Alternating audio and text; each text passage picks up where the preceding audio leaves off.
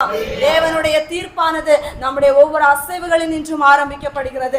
தேவனுடைய தீர்ப்பானது நம்முடைய ஒவ்வொரு பார்வைகளில் நின்றும் ஆரம்பிக்கப்படுகிறது. தேவனுடைய தீர்ப்பானது நம்முடைய ஒவ்வொரு நினைவுகளில் நின்றும் ஆரம்பிக்கப்படுகிறது. அதனால் லவோதிக்கா திருச்சபைக்கு அன்றைக்கு சொன்னார் என்றால் இன்றைக்கு இந்த திருச்சபைக்கு அவர் சொல்லலாமே. இன்னைக்கு இங்கே இருக்கிற ஒவ்வொருவரும் தேவனுடைய திருச்சபை தானே, நம்மை தானே அவர் ஆலயமாக தெரிந்தெடுத்திருக்கின்றார். அன்பு ஆலயமா இருக்கிற அன்பு சபையே, தேவனுடைய ஜனமே, இன்றைக்கு கர்த்தருடைய வருகை இருக்குமானால் அவர் வாய் நின்று வாந்தி பண்ணி போடாத படிக்கு நம்மை அவர் சமூகத்தில் எடுத்துக்கொள்ள நாம் இன்றைக்கு ஆயத்தமாக இருக்கின்றோமா? குளிருமின்றி அனலுமின்றி வெதுவெதுப்பான ஒரு நிலைமையிலே இங்கும் அங்குமாக இருந்தோமே ஆனால் உலக இன்பம் வேண்டும், உலக ஆசை வேண்டும், உலகத்தில் உள்ள இச்சைகள் இல்ல உலகத்தில் உள்ள வீணான காரியங்கள், உலகத்தில் உள்ள வீணான இசைகள், வீணான காரியங்கள் எல்லாம் நம்ம இருதயத்துக்குள்ள இருக்குமானால் இயேசு எப்படி நம்முடைய சரீரத்திலே வாசம் பண்ண முடியும் என்று கேட்கிறேன் அன்பு ஜனமே. ஹல்லேலூயா.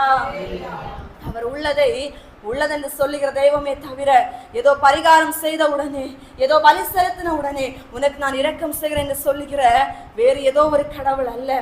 அவர் உண்மையுள்ள தெய்வம், அவர் ஜீவனுள்ள தெய்வம், அவர் நியாய தீர்ப்பை சரியாக கொடுக்கிற தெய்வம். ஆகையினால் கர்த்தரை ஆராதிக்கிற நாம் அவர் இரக்கமுள்ளவர், அவர் மன்னிக்கிறவர், அவர் தயவுள்ளவர், அவர் அன்புள்ளவர், அவர்கிட்ட எல்லாவற்றையும் நான் சொல்லிவிட்டால் என்னை ஏற்றுக்கொள்வார் என்று சொல்லி இன்றைக்கு அநேகர் அவரை எப்பொழுதுமே ஏதோ ஒரு தேவைக்காக பயன்படுத்தி கொண்டிருக்காங்க.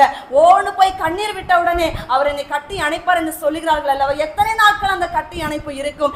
என்றைக்கும் போய் பாவம் செய்து விட்டு நான் ஜெபிக்கலாப்பா மன்னிச்சிருங்க, நான் இந்த உலக காரியத்தை நான் சினிமா பார்த்தேன், சீரியல் பார்த்தேன், இந்த உலக காரியங்களுக்கு அடிமைப்பட்ட மன்னிங்க, எத்தனை நாட்கள் போய் மன்னிப்பு கேட்பீங்க அன்பு ஜனமே? ஒரு முறை சரி, 2 முறை சரி, 3 முறை சரி, ஒவ்வொரு முறையும் அந்த பாவத்தை செஞ்சு செஞ்சு மன்னிப்பு கேட்கிற பொழுது ஒரு நாள் அவர் கைவிட்டு விடுவாரே. அப்ப யாருக்கிட்ட போய் மன்னிப்பு கேட்போம்? அப்ப எங்க போய் நம்முடைய கூப்பிடுதல் கேட்கப்படும்? வருகை எப்பொழுது இருக்கும் என்று அறியாமல் இருக்கின்றோம். ஆகையினால் நிதானித்து வாழ வேண்டிய பொறுப்பு நம்முடைய கரத்துல இருக்கிறது. அல்லேலூயா.